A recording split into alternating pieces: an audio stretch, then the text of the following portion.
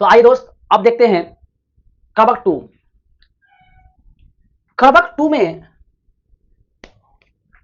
मलिक मोहम्मद जायसी जो है वो कृति, मनुष्य का यश और कृति के बारे में बताए हैं कि मनुष्य का कृति यश ही यहां पे स्थिर रह पाता है, बाद बाकी कोई भी चीज स्थिर नहीं रहता है।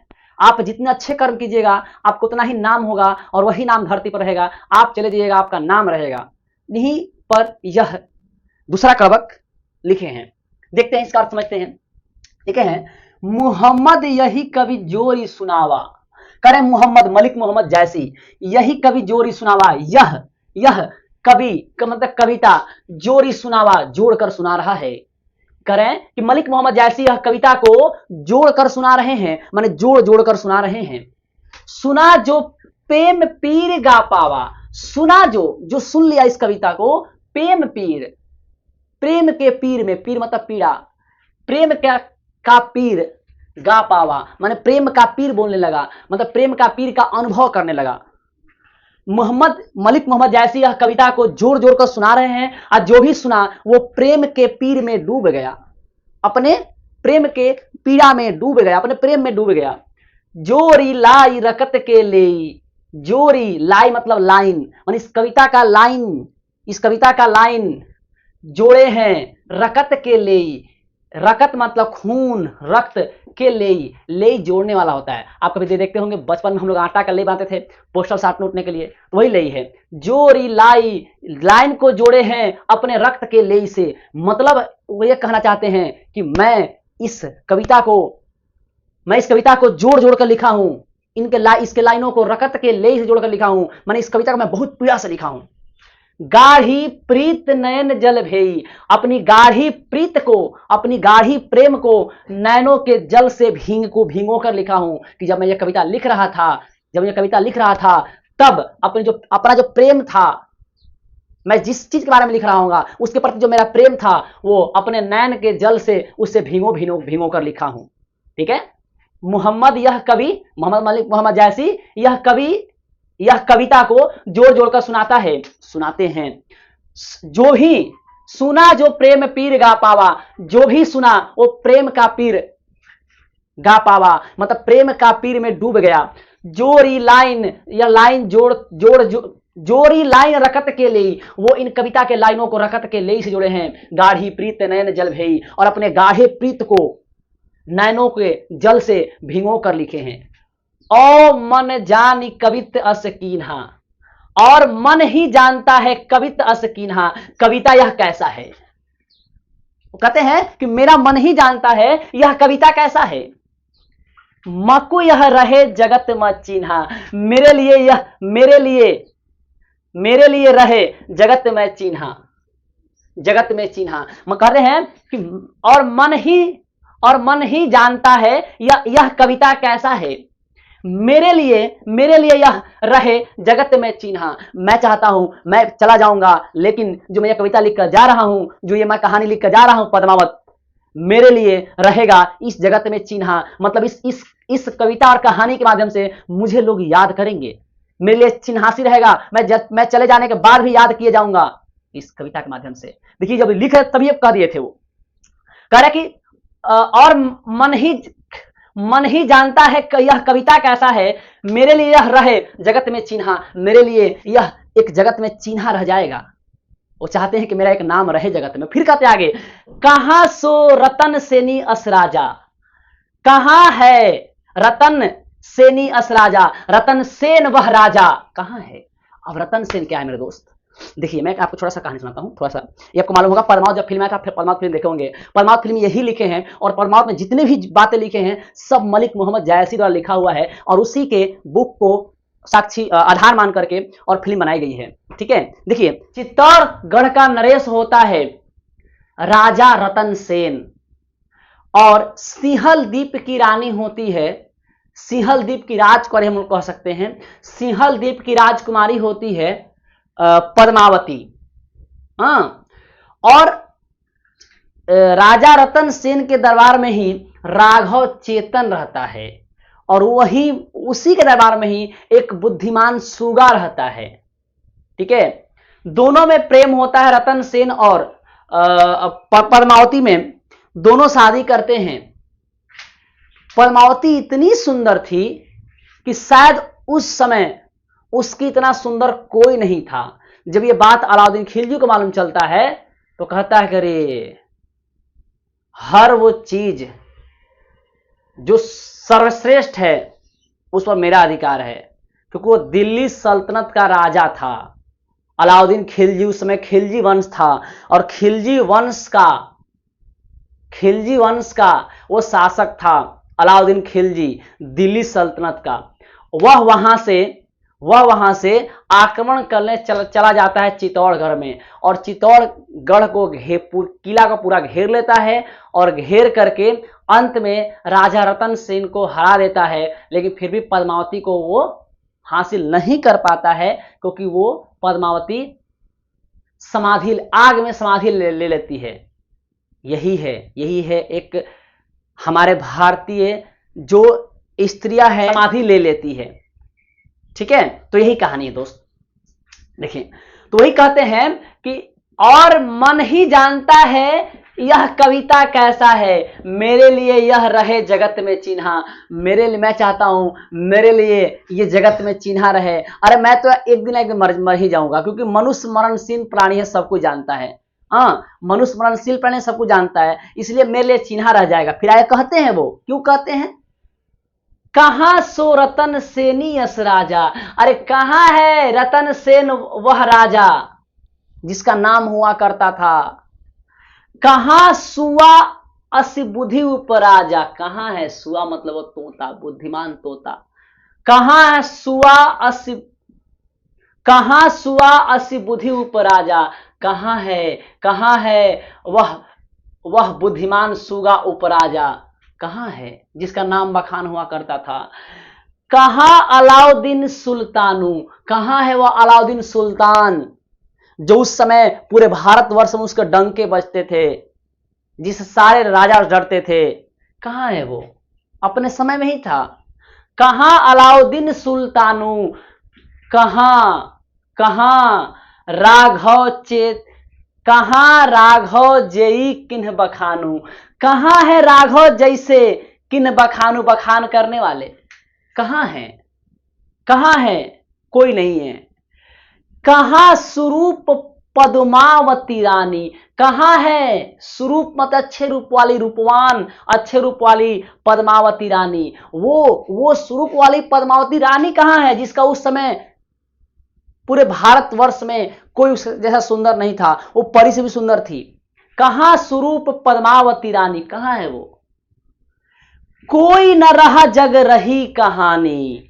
कोई नहीं रहा जग में, सिर्फ उनकी कहानियां रह गई।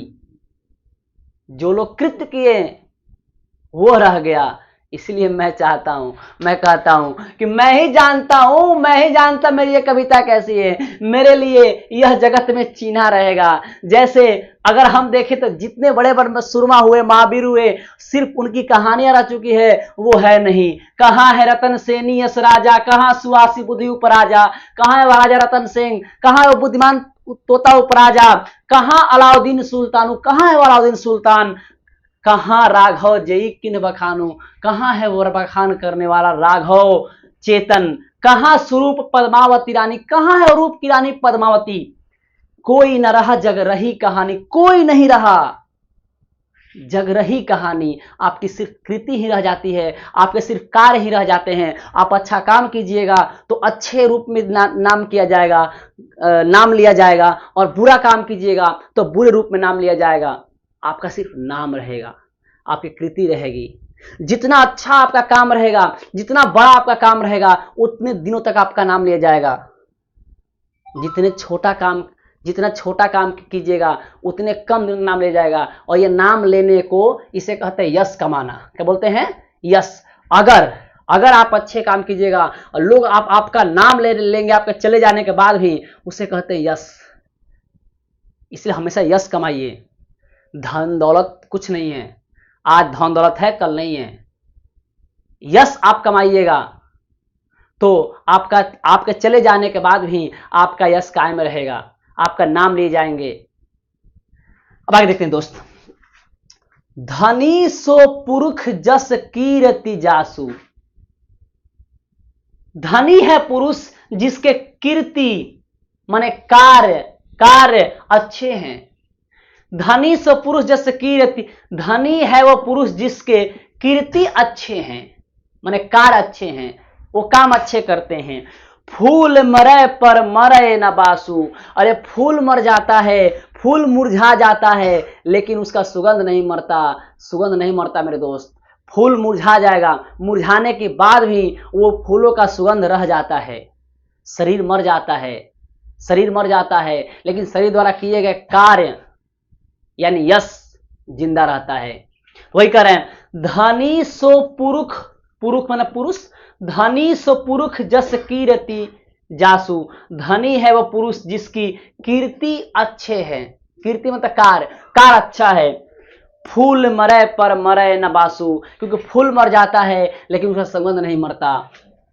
फिर केई न जगत बस जस, सॉरी, केई मतलब कोई नहीं, केई न मतलब कोई नहीं, जगत जस बेचा, जगत में यश को बेचा। कोई भी जगत में यश को नहीं बेच पाया।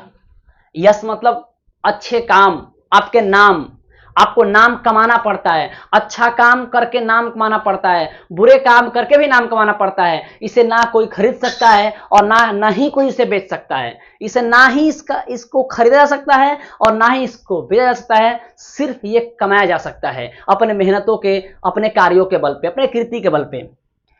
केई ना, कोई नहीं जगत जस बेचा, कोई नहीं जगत में यश को बेच सकता है। केई न लिह जगत मोल, कोई भी केई न लिह जस मोल, कोई भी यश का मोल नहीं लगा सकता, कोई भी यश को खरीद नहीं सकता। ना ही कोई यश को बेच सकता है और ना ही कोई यश को खरीद सकता है। ये लाइन नहीं कह रहा है, जो यह पढ़े कहानी, ये बोल रहे हैं पद्मावत कहानी के बारे में मेरे दोस्त, जो पद्मावत मलिक मोहम्मद जैसे कहानी लिखे हैं उसी का यह अंश है। जो यह पढ़े कहानी, जो यह कहानी पढ़ते हैं, हम सवरई दुई बोल, हम सवरई, हमारे बारे में सवरई मतलब हमारे बारे में बोलिए, मतलब दो बातें बोल दीजिए, मतलब मेरा नाम भी दो लाइन आप ले लीजिए। देखिए कितना अच्छा ये कविता है मेरे दोस्त, आपको पढ़कर अच्छा लगा होगा। और मैं ये आशा करता हूं कि मेरे बताने के बाद आपको इसमें कहीं भी कोई डाउट नहीं होगा। अगर कहीं से भी बीच में दो लाइन उठा करके आपसे एग्जाम में पूछ दे तो आप उसका अच्छे से एक्सप्लेनेशन कर सकते हैं। जैसे मैं बीच से ही एक लाइन उठा लेता हूं, अगर मान ले कि यहां मैं उठाता हूं, ये लाइन उठाता, ये लाइन उठाता हूं, कहां सोरतन से नियस राजा, कहां सुआ असिबुद्धि उपराजा, कहां अलाउद्दीन सुल्तानु, कहां राघव जय केन बखानु, कहां स्वरूप रूप पद्मावती रानी, कोई न रहा जग रही कहानी। यहां से कहेगा इस लाइन को कि व्याख्या करें, 5 नंबर देगा, 4 नंबर देगा, कहेगा इसकी व्याख्या करें। तो पहले बताएंगे कि ये किस बुक का है, और किस पद खंड का है, गद खंड का है, फिर किस पाठ का है और फिर किस कवि ने लिखा है, और तब जाकर इसका अर्थ बताना शुरू करेंगे। तो लिखेंगे प्रस्तुत व्याख्या पंक्ति या प्रस्तुत आशय पंक्ति या प्रस्तुत भाव पंक्ति हमारी पाठ पुस्तक दिगंत भाग 2 के काव्य खंड के कड़बक पाठ से ली गई है, जिसके कवि मलिक मोहम्मद जायसी जी हैं।